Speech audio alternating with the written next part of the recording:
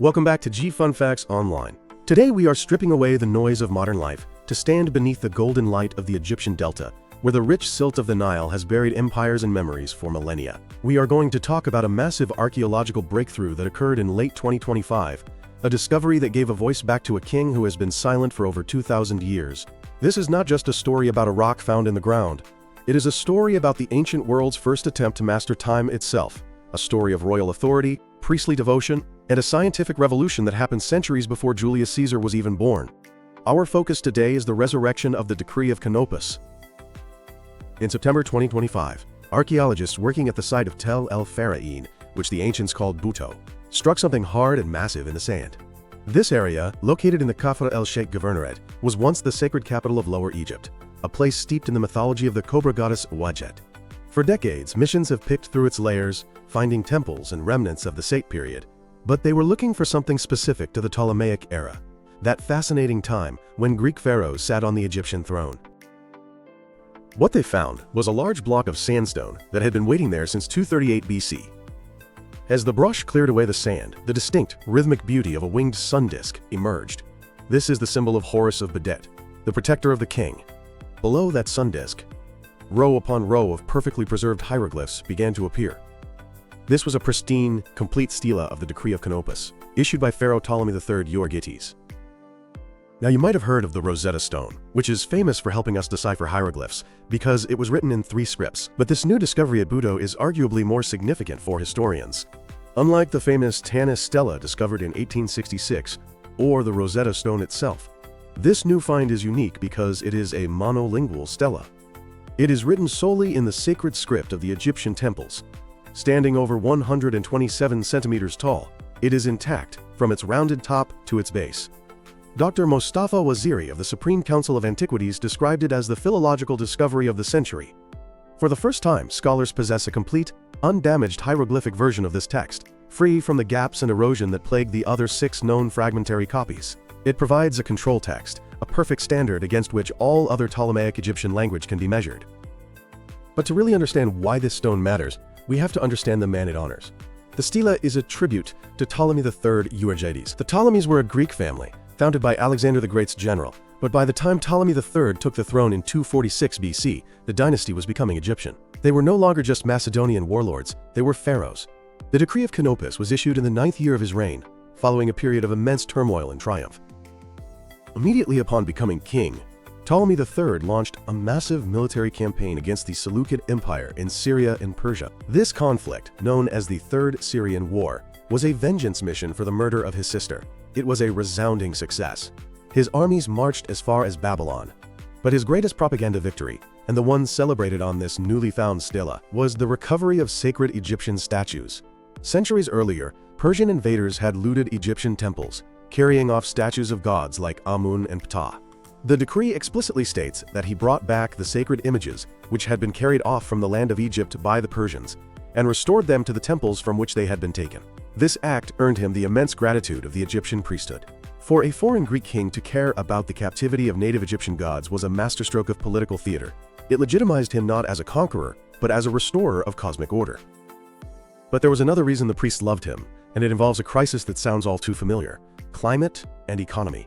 The stela records that during the early years of his reign, the Nile inundation failed.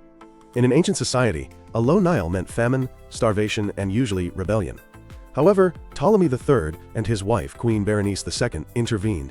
Instead of hoarding wealth, they opened the royal treasuries. They used tax revenues to import grain from Syria, Phoenicia, and Cyprus to feed the Egyptian population. The decree praises them, saying that when the Nile failed to rise, they remitted the taxes of the people and imported corn to save the inhabitants of Egypt. This benevolence is exactly why he was titled Euergetes, which translates to the Benefactor.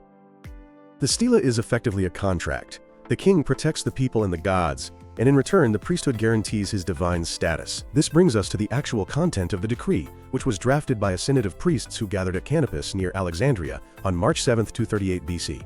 The text is a fascinating blend of theology, politics, and advanced astronomy. It establishes that the king and queen are to be worshipped as the benefactor gods in all Egyptian temples. But it also contains a touching human element.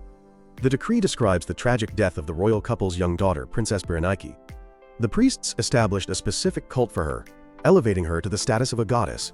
detailing rituals that included baking special loaves of bread shaped to honor her.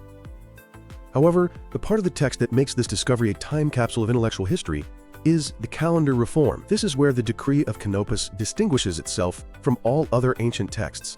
Ancient Egypt used a civil calendar of 365 days. It was remarkably advanced, but it had a flaw. The solar year is actually about 365 and a quarter days long. Because the Egyptian calendar was missing that quarter day, it wandered. Every 4 years, the calendar would slip back one day against the seasons. Over 1460 years, the seasons would rotate completely through the calendar. This meant that a summer festival would eventually be celebrated in the dead of winter. The priests at Canopus, likely in consultation with Greek astronomers from the Library of Alexandria, realized this drift was disrupting religious precision. The decree states that in order that the seasons may not correspond to the ancient order of things, and that the festivals which are celebrated in the winter should not come to be celebrated in the summer, it is hereby decreed that one day a festival of the Benefactor gods be added every 4 years to the 5 epagomenal days. This was the invention of the leap year. Ptolemy III attempted to fix the year to 365.25 days in 238 BC. This was 2 centuries before Julius Caesar introduced the Julian calendar, and nearly 2 millennia before Pope Gregory XIII perfected it. So why did it fail? Despite the decree being carved in stone and distributed, the reform did not stick. The Egyptian conservative tradition was too strong. The priesthood and the peasantry were accustomed to the wandering year. It was part of the rhythm of their lives. After Ptolemy III died, the 6th day was abandoned, and the Egyptian calendar continued to drift until the Roman conquest.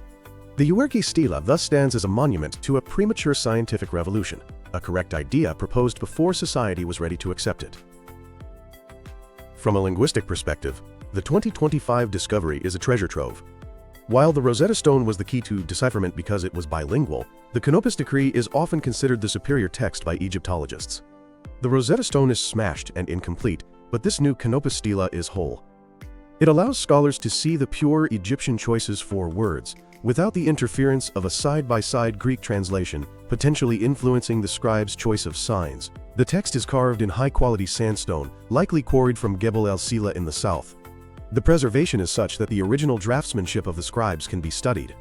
The signs are Ptolemaic in style, slightly more crowded and elaborate than pharaonic antecedents, reflecting a period when the script was becoming more esoteric. Finding this copy in Buto, a major cult center of the Cobra goddess, confirms the administrative efficiency of Ptolemy III's government. The order was given in Canopus, and stone masons in the Delta faithfully executed it, erecting this monument where it stood for centuries before toppling into the mud. Today, the stela has been moved to the Grand Egyptian Museum in Giza, where it is undergoing conservation. It is set to be the centerpiece of a new exhibition titled The Sun and the Scribe: Science and Religion in Ptolemaic Egypt, opening later in 2026. This discovery reminds us that the ancient world was not static. It was a place of innovation, debate, and, sometimes, failure. The priests and the king tried to use science to rationalize their religion and their calendar. They failed to change the habits of the people, but they succeeded in leaving a record that has outlasted their civilization. In the 30 lines of this sandstone block, we see the convergence of Greek philosophy and Egyptian theology. We see a king trying to feed his people and a father grieving his daughter. And in the sharp, clear chiseling of the hieroglyphs, we see the determination of the human spirit to be remembered. The resurrection of the Euergetes Stela is not just a win for archaeology, it is a victory for memory.